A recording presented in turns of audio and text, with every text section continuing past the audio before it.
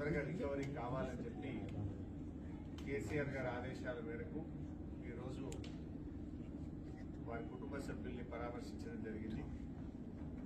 డాక్టర్లతో కూడా మాట్లాడాం. ఆ దేవుడి దయ సంతోషం. అబ్బాయి ఇప్పుడు కొంత కళ్ళు తెరుస్తూ ఉన్నాడు, కొంత కాళ్ళు చేతులు కూడా ఆడిస్తూ ఉన్నాడు.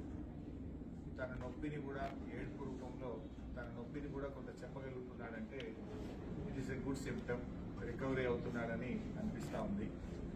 డాక్టర్లు అయితే కాన్ఫిడెంట్గా ఉన్నారు. తప్పకుండా వారికి మంచి వైద్యం అంటే అన్ని రకాలుగా ప్రత్యేకమైన శ్రద్ధ చూపించి వారికి అత్యుత్తమమైనటువంటి వైద్యాన్ని అందిస్తున్నామని డాక్టర్లందరూ కూడా చెప్పడం జరిగింది. మరి కిమ్స్ చైర్మన్ గారు భాస్కర్ రావు గారు కూడా ప్రత్యేకమైన దృష్టి పెట్టి ఆ అబ్బాయిని మళ్ళీ పూర్తి స్థాయిలో నయం చేసి బయటకు వచ్చే విధంగా ప్రత్యేకమైన శ్రద్ధ పెడుతున్నామని చెప్పి డాక్టర్ భాస్కర్ రావు గారు, అదేవిధంగా అబ్బాయికి వైద్యం అందిస్తున్నటువంటి నిపుణులైన డాక్టర్లందరూ కూడా చెప్పడం జరిగింది. మేము కూడా బీఆర్ఎస్ పార్టీ తరఫున ఆ భగవంతుడు అబ్బాయిని ఆశీర్వదించాలి, తప్పకుండా అబ్బాయి మళ్ళీ మంచిగా నయమై మరి పూర్వస్థితిలోకి రావాలని చెప్పి మేము ప్రార్థిస్తూ ఉన్నాం. వారి తండ్రి గారు భాస్కర్ గారికి కూడా కేసీఆర్ గారు మమ్మల్ని అందరినీ పంపారు. మీరు ధైర్యంగా ఉండండి, తప్పకుండా బాబు బాగవుతాడనే ఆత్మవిశ్వాసాన్ని ధైర్యాన్ని కూడా వారికి ఇవ్వడం జరిగింది. వారి అమ్మగారు రేవతి గారు చనిపోవడం చాలా దురదృష్టకరం. మరి జరిగిన సంఘటన చాలా బామారుని ఎంత గట్టిగా పట్టుకున్నది అనేది మనందరం కూడా టీవీల్లో పత్రికల్లో చూసాం, వీడియోలు కూడా చూసాం. అంటే తల్లి కొడుకుల అనుబంధం ఎంత గట్టిగా ఉందో, తన ప్రాణాన్ని విడుస్తూ కూడా కుమారుడిని ఎంత బలంగా పట్టుకుందో కూడా మనం చూసాం. సో ఏది ఏమైనా ఈ సంఘటన చాలా దురదృష్టకరం. రేవతి గారి మృతికి ప్రగాఢ సానుభూతిని తెలియజేస్తూ శ్రీతేజ్ తొందరగా బాగై నయం కావాలని ఆ భగవంతుని బీఆర్ఎస్ పార్టీ పక్షాన ప్రార్థిస్తుంది. సీఎంతో ఫిల్మ్ ఇండస్ట్రీ మీటింగ్ సెపరేట్ అయిపోయింది. సరే, ఇది రాజకీయాలు మాట్లాడే సందర్భం కాకపోవచ్చు. అందరికీ తెలుసు ఏం జరుగుతుంది అనేది. రాష్ట్ర ప్రజలు గమనిస్తున్నారు, ఫిల్మ్ ఇండస్ట్రీ వాళ్ళు గమనిస్తున్నారు. ఏం జరిగినా రాష్ట్రానికి మంచి జరగాలి, భయభ్రాంతులతో కాదు, ప్రేమ అభిమానాల మధ్య జరగాలి. ఏదైనా రాష్ట్రం మంచి కోసం ఆలోచించాలి. అందరూ బలవంతంగానో భయభ్రాంతుల మధ్య కాకుండా ప్రేమ అభిమానాలతో మంచితనంతో మంచి జరగాలని కోరుకుంటాం. సరే, ఇప్పుడు ఎందుకంటే మేము వచ్చింది ఆసుపత్రి, ఇక్కడ మేము రాజకీయాలు మాట్లాడడం మాకు అంత కలుస్తారు సరైన సందర్భం కాదు.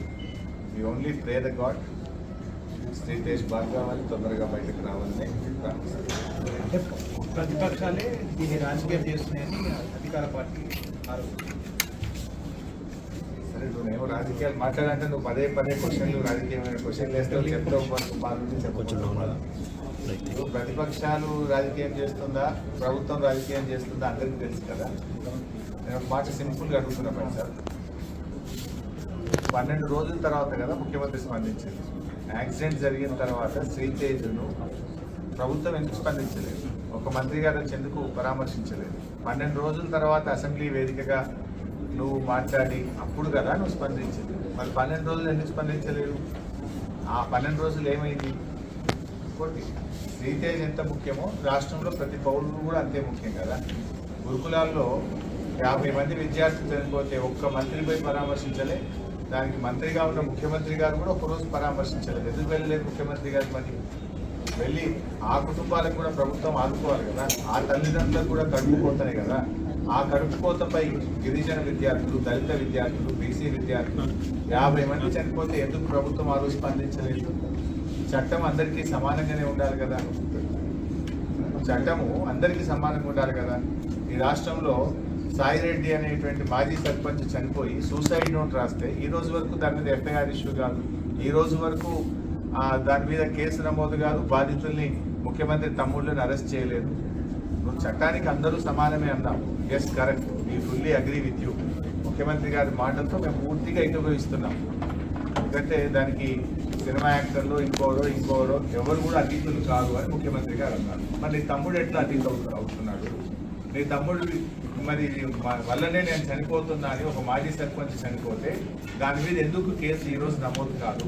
ఎందుకు నీ తమ్ముడిని ఈ రోజు వరకు అరెస్ట్ చేయరు? ఎందుకు నీ తమ్ముడిని పోలీస్ స్టేషన్ పిలిచి ప్రశ్నించరు? మరి చట్టం నీ తమ్ముడికి నీ కుటుంబానికి చుట్టమైందా అని నేను అడుగుతా ఉన్నాను. హౌ ఇట్ ఈస్, ఏ రకంగా కరెక్ట్? ఇంకా చెప్పాలంటే చాలా విషయాలనే మేము మళ్ళీ మాట్లాడతాం, కానీ ఈ సందర్భం కాదు, హాస్పిటల్ దయచేసి మీరు కూడా